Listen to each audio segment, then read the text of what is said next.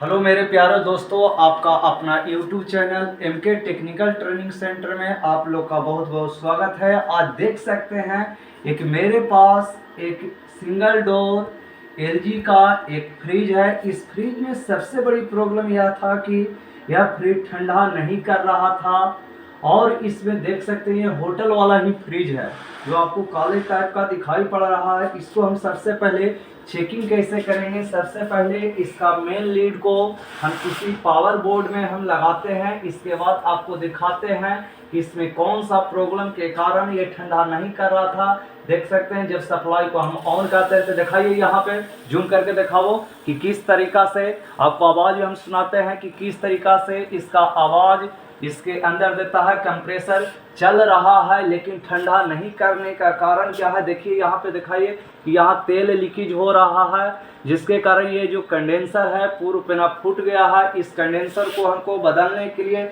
सबसे पहले क्या करना पड़ता है कि किसी भी कंडेंसर को बदलने के लिए सबसे पहले देख सकते हैं ये जो कंडेंसर है, कंडेंसर से में गैस का संचार होते हैं। ये मैकेनिकल सिस्टम होता है, मैकेनिकल सिस्टम होता है कोई वैसा सिस्टम जिसमें गैसों का संचार होता है, उससे मैकेनिकल सिस्टम। कंप्रेसर होते हैं जो इलेक्ट्रिकल सिस्टम होते हैं कोई ऐसा सिस्टम जिसमें विद्युत धारा का संचार होता है, उसे इलेक्ट्रिकल सिस्टम कहते हैं। सबसे पहले दिखाइए यहाँ से कि इसमें जो पाइप देख रहे हैं सिंगल पाइप, ये चार्जिंग पाइप है, ये डिस्चार्ज पाइप है, ये सेक्शन लाइन।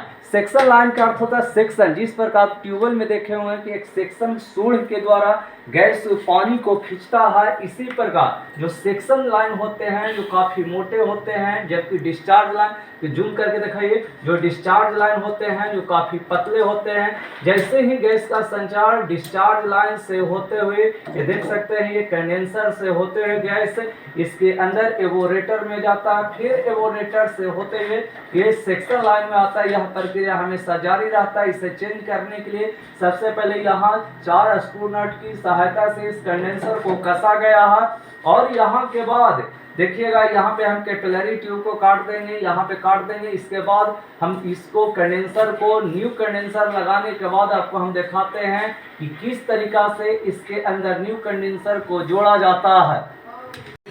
इसके बाद सबसे पहले एक फिल्टर हम लेते हैं। फिल्टर में एक कॉपर की पाइप को लेकर सबसे पहले इसमें जोड़ दिया जाता है। इसके बाद ही हम कंडेंसर में वेल्डिंग करेंगे इस फिल्टर को, क्योंकि कॉपर की पाइप को सबसे पहले फिल्टर में जोड़ने से लीकेज होने की संभावना नहीं रहता।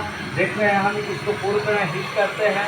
हीट करने के बाद ही इसको ब्रीजिंग रॉड की सहायता से फ्लक्स पाउडर देख रहे हैं जो हम फ्लक्स पाउडर लिए हुए हैं, इस फ्लक्स पाउडर की सहायता से इसे हम काफ़ी इस पर जैसे लगाते हैं तो हमारा ब्रीजिंग रॉड आसानी से पिघल जाता है, इसमें किसी भी प्रकार का दिक्कत नहीं होता है। और जैसे ही हम इसका गैस का प्रेशर जैसे ही हम हाई करते हैं तभी हमारा किसी प्रकार से यह आसानी से गलता देख रहे हैं कि आसानी से पिघलता है और इसमें किसी भी प्रकार का आपको दिक्कत नहीं होता। ब्रीजिंग रॉड को आप रखते जाइए और सैकड़ों इसके चारों ओर लगाइए और आसानी से पिघल जाता है।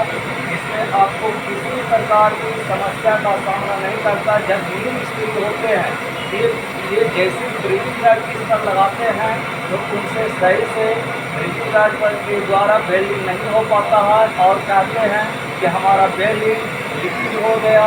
इस स्थिति में हम क्या करें क्या ना करें, इनको सबसे बड़ी प्रॉब्लम का सामना करना पड़ता था। और मेरा जो वेल्डिंग जो है इस प्रकार की जिस प्रकार लगता है कि कंपनी के द्वारा जो वेल्डिंग किया हुआ है इस प्रकार दिखाई पड़ता है। आपको हम दिखाते हैं जब जैसे ही ठंडा हो जाएगा तो आपको हम जूम करके दिखावेंगे कि यह वेल्डिंग कितनी अच्छी तरीका से, आप नज़दीक से दिखाइए कि इसमें इसका जो वेल्डिंग है कितना अच्छी तरीका से इसमें हो गया है, कभी आप अनुमान नहीं लगा सकते। चिकना चाकर, चिकना चाकर होने का मुख्य कारण क्या है कि जैसे ही हमारा हाई प्रेशर, जब हमारे एलपीजी जो गैस रहते हैं जब हाई प्रेशर रहते हैं, ब्यूटेन गैस रहते हैं, जिसके कारण इसके में जो ब्रीजिंग रॉड रहते हैं ये आसानी से पिघल जाता है, इस पर आसानी से चिपक जाता है। इस प्रकार से इसमें किसी प्रकार का लीकेज होने की संभावना नहीं रहेगा। और इसे ठंडा करने के लिए हम जग में पानी ले लेते हैं। इस पानी के द्वारा इस पर जैसे हम पानी की झाग लगाते हैं तो यह हमारा जो फिल्टर है काफ़ी गर्म हो गया था फिल्टर, ये तुरंत ठंडा हो जाएगा। इसके बाद ही इसमें जैसे जो कंडेंसर कंडेंसर है, कंडेंसर का में हम फिल्टर को जोड़ देंगे। इसके बाद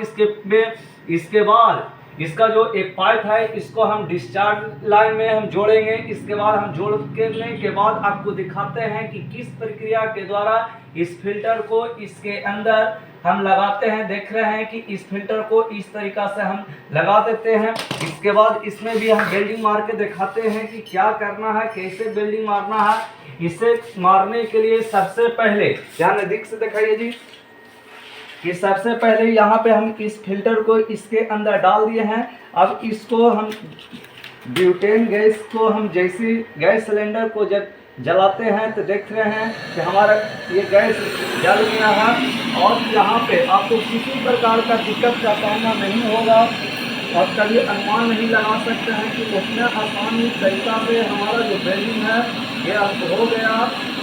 जैसे ये पूर्ण तरह गर्म होगा तो हमारा जो ब्रीजिंग रॉड है आसानी से पिघलता है और इसे पिघलाने के लिए हमको फ्लक्स पाउडर, क्योंकि लोहा और कॉपर को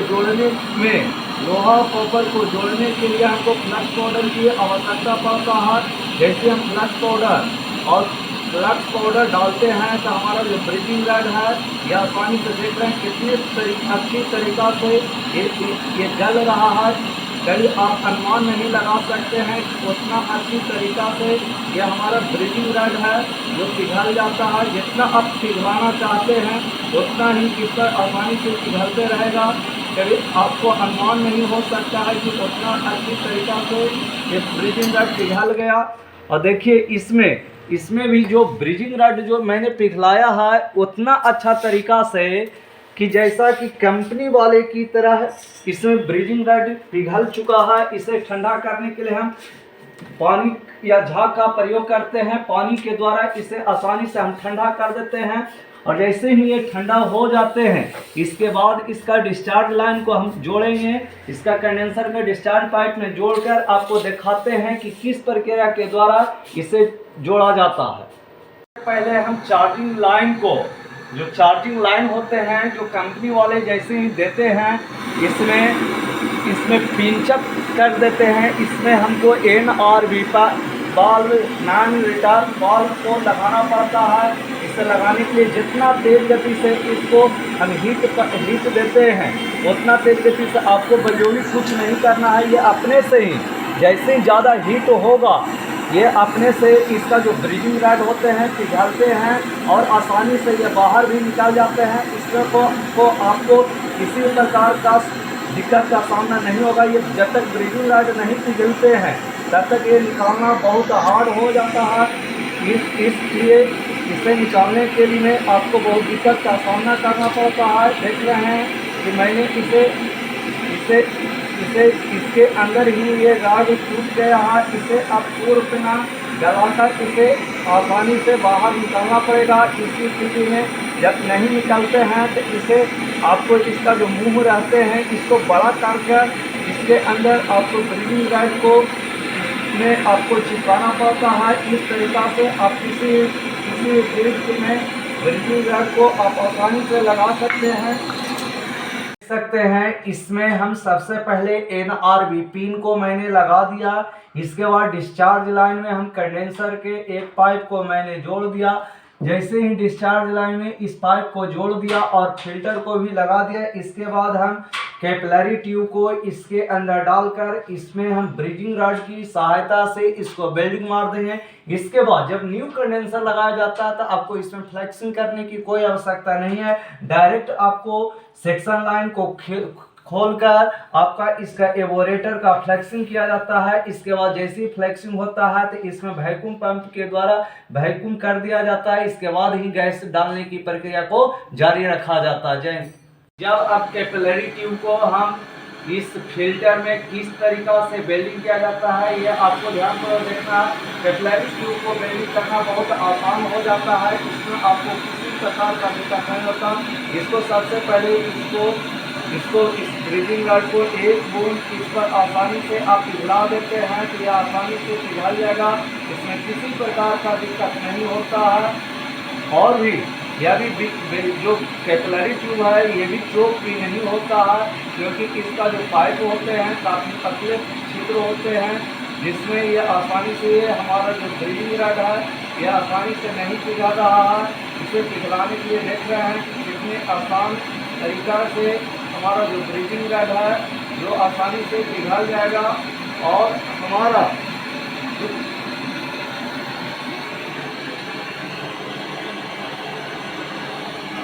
ये अभी ब्रीदिंग रड नहीं हुआ है। इस स्थिति में खतरा भी होने की संभावना रहता है। इसको सबसे पहले इसे अच्छी तरह इसके अंदर हम डाल देंगे। कैपिलरी ट्यूब को डालने के बाद इस पर जैसे हम फ्लक्स पाउडर का प्रयोग करते हैं तो ये आसानी से ब्रीजिंग होगा। जब तक फ्लक्स पाउडर का जब तक हम प्रयोग नहीं करेंगे तब तक आपको दिक्कत तो हो सकता है। इस स्थिति में देख सकते हैं कि एक हम नोज प्लायर का भी आवश्यकता पड़ता है। इसे हमको वेल्डिंग करने के लिए देखिए हम ब्रीजिंग रड को लेकर इसके ऊपर हम फ्लक्स पाउडर का प्रयोग करते हैं। जैसे हम फ्लक्स पाउडर का प्रयोग करेंगे ये आसानी से पिघल जाएगा। इसमें किसी एक बूंद का ही प्रयोग करना है इस ब्रीजिंग रड में और ज़्यादा का प्रयोग नहीं किया जाता है। ये जैसे ही इस पर ब्रीदिंग रड का प्रयोग करते हैं ये देख रहे हैं ये बाहर निकल जाते हैं क्योंकि इस पर ऊपर से दबाव का सामना करना पड़ेगा। इस स्थिति में सबसे पहले हमको कैपिलरी ट्यूब को आसानी से ब्रीदिंग करते हैं और आपको हम ब्रीदिंग करके दिखाते हैं। देख रहे हैं कि आप जैसे हैं अब कैपिलरी ट्यूब को भी फिल्टर वेल्डिंग मार दिया है। इसके बाद इसको अंदर दिखाइए कि ये जैक पर आधारित सिस्टम होते हैं। जैक पर जो सिस्टम होते हैं इसको दाबिए। इसका पूरे जो लाइन वाले सिस्टम होते हैं इसको हम पूर्ण पे ना इसके अंदर से निकाल देंगे। इसके बाद इसको देख सकते हैं जो ढक्कन आते हैं इसको भी हम निकालने की कोशिश करते हैं। इसको भी हम निकाल देते हैं। इसके बाद जो बॉडी अर्थ के लिए रहता है इस वायर को भी हमको खोल लेना है और OLP रिले को भी बाहर निकाल देना है ताकि जैसे इस सेक्शन लाइन को जब हम वेल्डिंग करेंगे और इसको खोलेंगे तो इस स्थिति में हमारा OLP रिले भी जलने की डर रहता है। इसे बचाव करने के लिए हमको पहले से ही इसे बाहर निकाल दिया जाता है। देख रहे हैं इसका पूरे जो सिस्टम है इसको भी यहाँ से भी हम इसको खोल लेते हैं ताकि इसमें किसी प्रकार की आग लगने की संभावना ना रहे और हमारा जो कंप्रेसर भी रहे, हमारा जो जैक पर आधारित जो सिस्टम है ये भी सुरक्षित रहे। देख रहे हैं इसको हम पूरे पे ना खोल दिए हैं और इसका देखिए इसका जो मेन लीड था ये सारे वायर को मैंने खोलकर निकाल दिया है। इसको एक साइड हम कर देते हैं। इसके बाद इसको हम दिखाते हैं कि इसमें किस तरीका से इस जो पाइप है इस पाइप को हम बाहर खींचते हैं और वेल्डिंग गन की सहायता से इसको हम पाइप को खोलकर इसका जब फ्लेक्सिंग कर लेंगे इसके बाद ही आपको दिखाते हैं कि किस तरीका से इसका फ्लेक्सिंग किया जाता है। देखिए अभी इसके बाद हम आपको दिखाने की कोशिश करते हैं। देख रहे हैं कि इसको हम वेल्डिंग गन की सहायता से जितना हीट करेंगे उतना अच्छा रहेगा। इसमें आपको किसी प्रकार का दिक्कत नहीं होगा। सबसे पहले इसको खोलने के लिए जितना तेज गति से आप इस पर हाई प्रेशर का जैसे ही प्रयोग करते हैं उतना अच्छा रहेगा। इसे खोलने के जब तक ये लाल ना हो जाए तब तक आपको खोलना कभी भी नहीं है। ये जैसे ही इसको जैसे लाल होगा तो इसका जो ब्रीदिंग रड होते हैं ये पिघलना शुरू हो जाते हैं और आपको आसानी से ये जो पाइप होते हैं ये बाहर निकल जाएगा। इसमें आपको किसी प्रकार का दिक्कत नहीं होता है।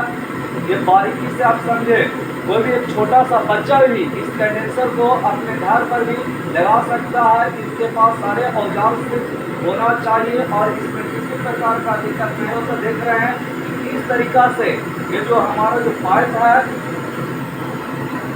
है इसको मैंने निकाल दिया है और इसमें किसी प्रकार का दिक्कत नहीं होता है।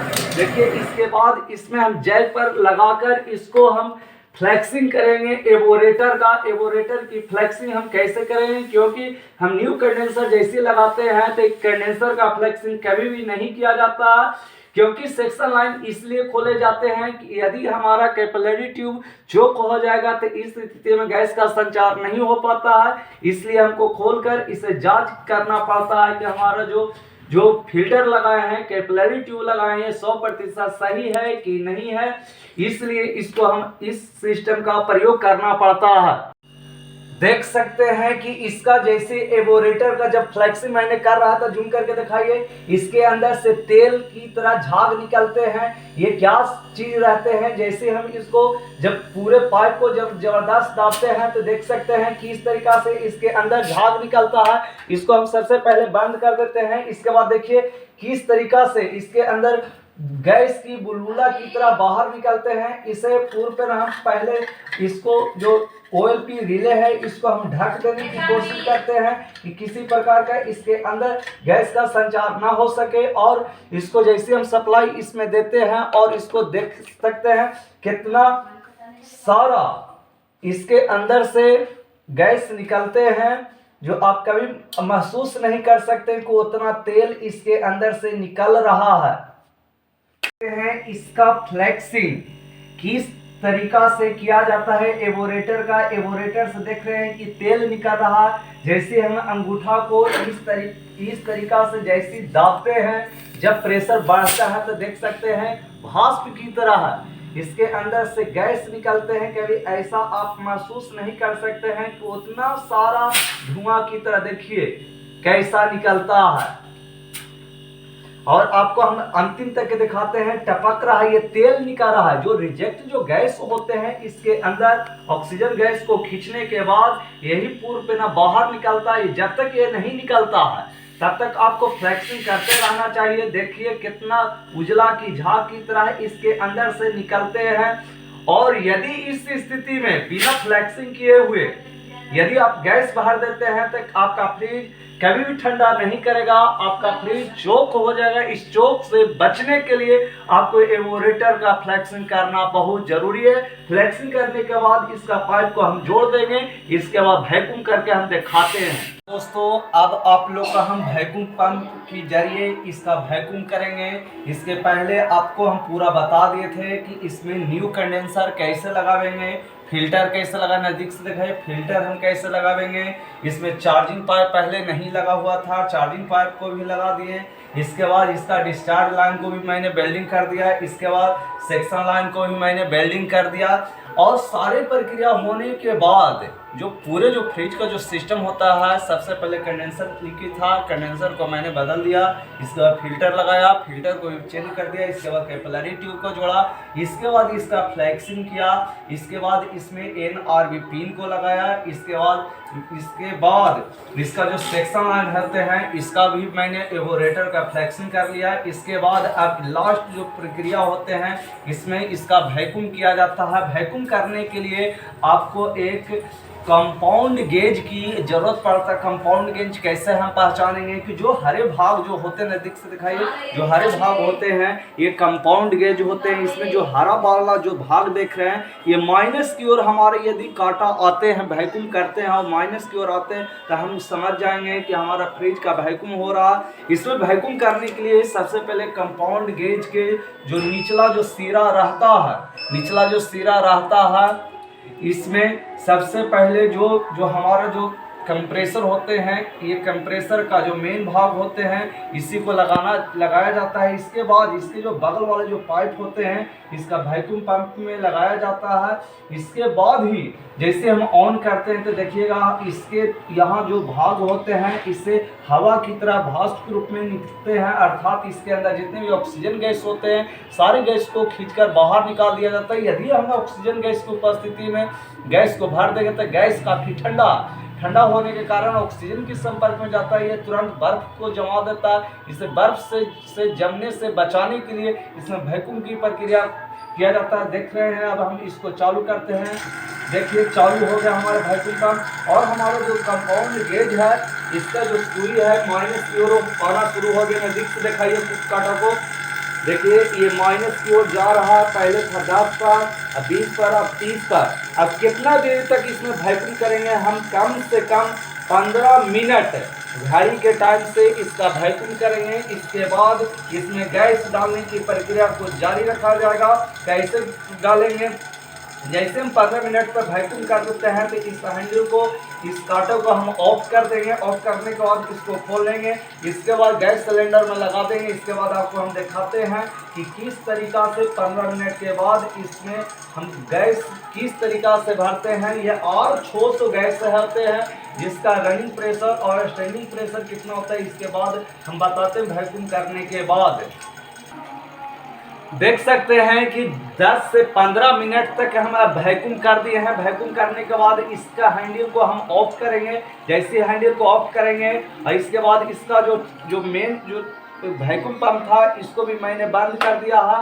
और इसके बाद इसके जो यहाँ से जो चार्जिंग पाइप लगे हुए हैं इसको भी मैं खोलकर आपको दिखाते हैं इसमें क्या करना है। इसके बाद इसमें किस तरीका से गैस को डाला जाता है। अब चोक होने से सबसे पहला समस्या होता है कि चोकिंग होने से बचाने के लिए हम क्या करेंगे कि यहाँ तक मैंने पूर्ण पेना बंद कर दिया है। यहाँ के बाद भी या इस सिलेंडर को या इस चार्जिंग पाइप को यहाँ पर हम कस देंगे या इसमें हम एंटी चोक केमिकल का प्रयोग करेंगे जिससे हमको लीकेज होने या चोक होने की संभावना न रह सके। इसे करने के लिए इसमें देख सकते हैं हम एंटी चोक केमिकल का प्रयोग कर रहे हैं जिससे हमारा किसी प्रकार का दिक्कत न हो सके। और इसमें अब देखिए ये जो गैस सिलेंडर है R600 का, इसमें हम इस पाइप को कस रहे हैं और पूर्ण पेना टाइट कर देंगे कि थोड़ा सा भी लीकेज ना रह सके। इसके बाद इस सिलेंडर को हम यहाँ पे उलट देते हैं। इसके बाद ही यहाँ पर भी इसके अंदर में भी हम एंटी चोक का प्रयोग करेंगे। देखिएगा किस तरीका से इसके अंदर हम एंटी चोक केमिकल का प्रयोग कर रहे हैं। इसमें हम धीरे से पूर्ण पेना केमिकल को डाल देंगे ताकि ये चोक, सबसे ज़्यादा समस्या फ्रिज में होता है कि चोक होने, और चोक होता है तो इस स्थिति में बहुत समस्या का सामना करना पड़ता है। चोक होने से बचाने के लिए एंटी चोक केमिकल का हम प्रयोग करते हैं। इसके बाद दिखाते हैं कि किस तरीके से पकड़ो तो उस सिलेंडर के। इसके बाद इसको कस दो। ये देख सकते हैं इसको मैंने कस रहा है। इसको इस तरीका से पकड़े। ये सिलेंडर किस लिए हम यहाँ पे दिखाइए, इस सिलेंडर को किस लिए, क्योंकि जितना भी शुद्ध जो गैस रहते हैं ये हाई प्रेशर के कारण ये जल्दी चलाते हैं। अब यहाँ तक के जो पाइप है यहाँ तक ये वैक्यूम हुआ है, लेकिन ये जो पाइप जैसी खोले इसके अंदर ऑक्सीजन गैस बाहर निकल गया। यहाँ से भी गैस को खोल दिए हैं। यहाँ इसको जब ढीला करेंगे तो थोड़ा सा देखिएगा कि गैस का भाप थोड़ा सा निकलेगा। जैसे ये गैस बाहर उजला की तरह निकलता है इसके बाद हम टाइट से इसको कस देंगे, अर्थात यहाँ पर भी इसका पूर्ण पेना वैक्यूम हो गया। इसके बाद आप देखिएगा इसका जो स्टैंडिंग प्रेशर होते हैं 40 से 50 होता है, जिसका 50% अर्थात 20 तक के आपको बिना कंप्रेसर को चालू किए हुए ही इसमें भर दिया जाता है। देख सकते हैं कि हम पूर्ण पेना गैस को भर रहे हैं। देखिए किस तरीका से धीरे धीरे। अब यहाँ मेन प्रक्रिया आपको जब भी खोलना है बंद करना है, खोलना है बंद करना है। एकाएक कभी भी आपको तेज गति से गैस नहीं भरना चाहिए। कम से कम 10 से 15 मिनट समय लगे हुआ अच्छा है, लेकिन फास्ट नहीं भरना चाहिए क्योंकि फास्ट भरने से दिक्कत का सामना करना पड़ता है। इसका जो स्टैंडिंग प्रेशर होते हैं 20 से 40 होते हैं, जिसका 50% या 40 से 50 PSI होता है, जिसका 50% हमको गैस भर देना है। देख सकते हैं कि हम 25 पर यह हमारा जो कांटा जाकर रुका हुआ, अर्थात 50% जैसी गैस भर दिए तो इस कंप्रेसर को अब ऑन करेंगे। जैसे ऑन करते हैं इस सिस्टम को ऑन करते हैं, इसके बाद ये देखिएगा कि हमारा जो कांटा है ये नीचे, जैसे ये कांटा दिखाइए जूम करके, ये कांटा नीचे की ओर आ रहा है। जैसे ये इसका रनिंग प्रेशर होता है 0 से 1 PSI, 0 से 1 से ज़्यादा हम कभी गैस नहीं भरेंगे। ये देखिएगा जहाँ तक ये पूर्ण पेना गैस इससे फैल जाएगा तो इसका जो कांटे हैं ये नीचे की ओर चलावेंगे। इसके बाद धीरे धीरे इसमें हम गैस की प्रक्रिया को जारी रखेंगे। देखिएगा फिर हम गैस को खोल रहे हैं, ये फिर जा रहा है इसके अंदर गैस।